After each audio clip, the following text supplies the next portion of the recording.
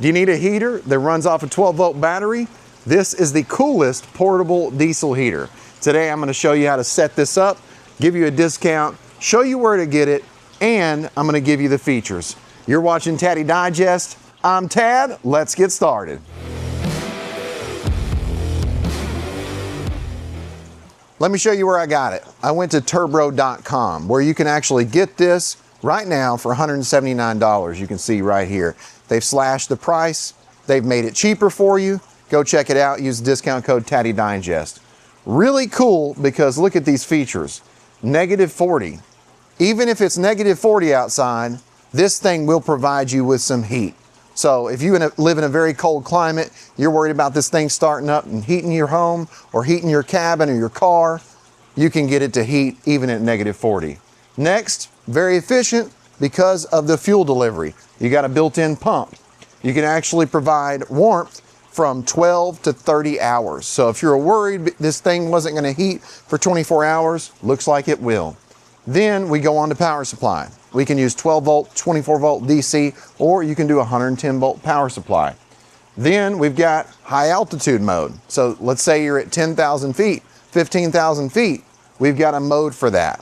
And then, of course, DIY friendly. So I'm going to show you how to set this up, and we're going to get some heating going on in her. Here's the box that the turbo diesel heater came in.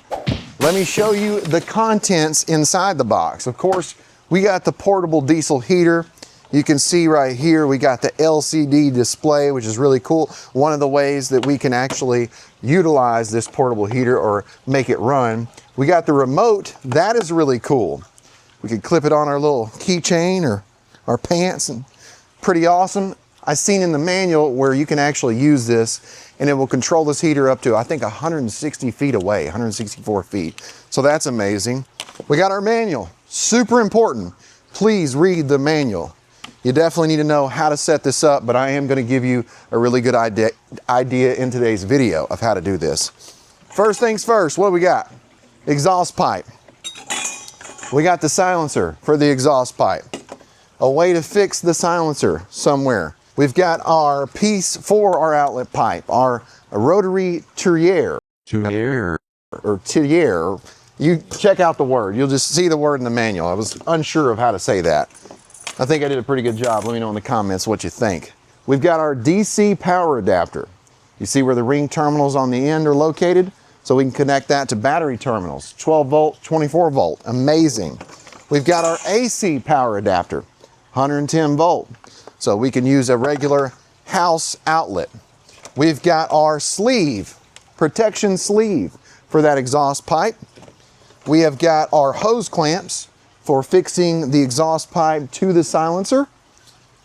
And then we've got our L bracket. Of course, we went over that, but we've got some hardware for that silencer. That's the contents. Now, let's go ahead and move to setting this thing up. You got to know where to put the diesel in, guys. This is the heater. This is where we put our diesel in. This is our little tank. So I've got my diesel caddy over here outside, and I'm going to roll over here and get some diesel. All right, let's get some diesel. Flip her open. Grab the cap.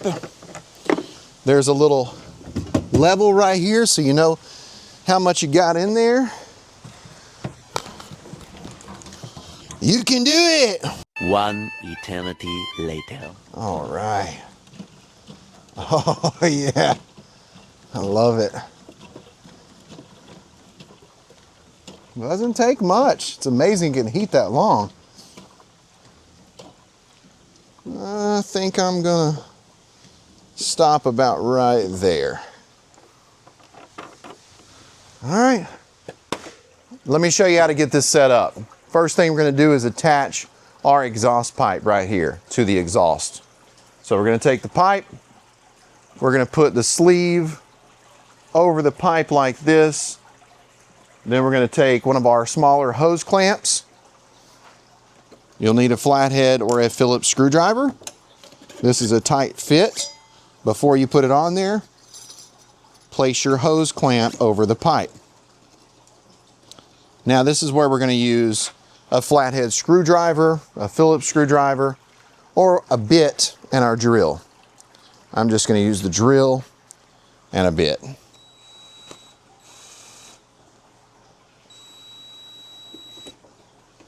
Looks like it's on there. Test it. If it doesn't pull off, it's on there tight. Now we're going to take our silencer. Make sure it's going to go in there nicely. It looks like it's a tight fit. Be careful, you may need to use gloves. You can see how I had to wiggle it to get it to go on there. Don't forget, hose clamp. It can pinch your fingers, so keep your fingers away from the area while you're trying to push the silencer onto the pipe. Now that we've got it in place, let's make sure it stays on there by securing it with a hose clamp. Now, the exhaust pipe has been installed. Next, take the larger hose clamps and this piece here To here. that goes on the end, and I'm going to go ahead and connect this piece first. Hose clamp is in place and it's tight. What I've learned by forcing is that you shouldn't force it, right? So I tried to take and shove this onto this little flexible hose. It didn't work out. So what I learned is that you should just take and be very gentle and open this up. See how I'm talking very gently? Open this up, Tad. Calm down, don't try to force it. And once you open it up, then when you try to put it on, it'll go on there. But don't forget your hose clamp. Yeah, I was trying to force it earlier and I was like, ah! And it was not working. You can see how, look, it's gonna go on there now because I'm not forcing it. So I just wanna explain that to you, because if you're just sitting here going like I was, it's not gonna work. So I'm gonna get this connected, move to the next step. Then we've got our silencer and exhaust pipe installed. Don't forget your little bracket. You're gonna put the bracket on like so. Got your little bolt and nut. And we just put it through the hole here. Boop. That way we can secure this somewhere so it doesn't move, because of course we don't need a hot pipe while in operation moving around. You don't want that. You don't want that. We need power, and I'm gonna use the 12-volt DC power adapter. I think it's really cool that if I lose power, I've got my solar setup and I can power this heater off of my solar setup or my battery. If you've got a battery, put it on a charger, keep it in your home, and then if you lose power and you need heat, if you've got this portable diesel heater, boom, connect to the battery, good to go. Next, I need to connect these terminals to the terminals of my battery. I've got an EG 400 amp hour 12-volt battery, but my terminals, right, that come pre-installed will actually not fit because of the screw size, right, my bolt size. So I'm actually going to take and install new ring terminals, which I could just drill these out, but I'm not going to do that because I just don't want to do that. I am going to just strip these wires and then reinstall some ring terminals that will work. Strip the wires, place the new ring terminal over the wire, get the crimpers, and crimp away. Test by trying to pull. Doesn't come off, so it's on there and it's secure. Crimp the other one. Oh yeah. Tight. Now, red, positive. Black, negative. Oh, make sure I get it on there. Tighten those up. Let's turn on the battery. Yeah. Got the battery turned on, so we've got a power supply needed. And I use EG4 batteries to actually power everything with my solar setup. So love the brand, love their products. If you need a good battery, I'll put a link to the website, Signature Solar, and a discount code so you can get a battery like this one. Before you power up this heater for the first time, you want to do something called oil pumping mode. There's different modes, and I'm going to explain to you a couple different modes. But what we do after we've got our 12-volt power supply is we lift up the screens, because we're going to use the LCD for the first time of turning this on. We're going to push the power button. It's going to come on. Oh, doing some talking to us. That's really cool. Over here on the manual, it says oil pumping mode. And it says this is designed to pre-fill the fuel system and after initial use or prolonged inactivity. So it's never been used, right? So we need to pre-fill. So what do? We hit this little circle button for 7 seconds. So right here in the very middle, you're going to see a circle. All right, we're going to hit that. 1, 2, 3, 4, 5, 6, 7. So it's going to start pre-filling. It's going to have a countdown. I'm going to hit it one more time though, because we just seen the screen change. And there it says 10 liter. And looks like it's going through the oil pumping mode. All right, we held the button down. Now I can hear something inside, and it sounds like the pump. So it's filling up the fuel system with fuel. Few things to mention for your safety. You want to make sure that this portable heater is on a fixed surface. You want to make sure that if you're using this in a moving vehicle or a moving boat or a ship, that you fix this in place so it can't be bumped over. You don't want it to fall. It could be dangerous. Also, for installing the exhaust pipe, you want to make sure that it's not installed vertically. It can't go up. It can go down or it can go straight out. So horizontal installation of the exhaust pipe is recommended only, not vertical. So don't go up with it.